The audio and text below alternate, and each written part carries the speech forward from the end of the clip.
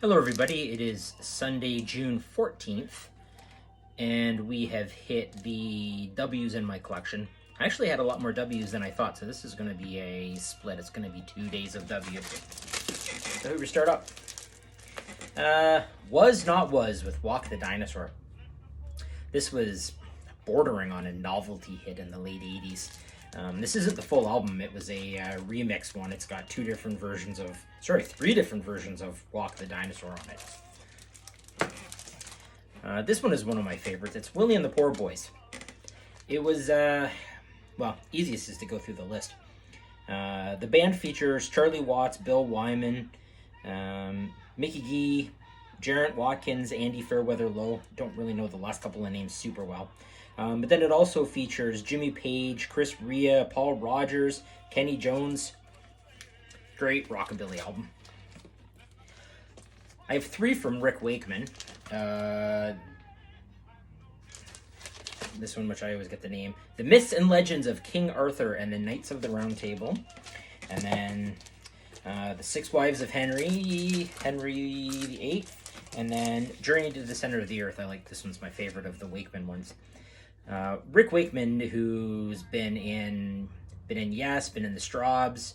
He performed with David Bowie. He's been in Anderson, Bruford, Wakeman and Howe, which was essentially sort of the core part of Yes when they left the band and then did their own thing. But all of the Rick Wakeman solo albums are all very much concept pieces. I mean, based on the titles alone, he's talking about King Arthur, King Henry, Journey to the Center of the Earth. So you definitely have to be in the right headspace to listen to some of this stuff. You've got to be able to commit, and that's maybe that's the romantic part of listening to vinyl records. It's an experience. You're actually paying attention to it. Next up, Bill Withers, who we lost fairly recently. Picked this up on one of the record store days in the last couple of years. Ain't No Sunshine, Lovely Day, Lean on Me, which, I mean, it's a beautiful version, but I would probably be able to go the rest of my life without hearing Lean on Me ever again. West Side Story. Picked this up at a discount bin somewhere. I'm not really a big musical guy, but this is fantastic. The one thing that I find a little interesting is it's Russ Tamblyn right there. And I know him best from being in Twin Peaks, so I struggled wrapping my head around that at first. Last up is Jackie Wilson. This is what I'm listening to right now. This was a live performance he did at the Copacabana. I'm trying to do a little research to find out when this album was released, and I can't come out with 100% sure, but this is one that I picked up at a record store, a record show, and it looks like I paid $10 for it. And this record is in immaculate condition, so whoever owned this before me, thank you for taking good care of it. It's fantastic.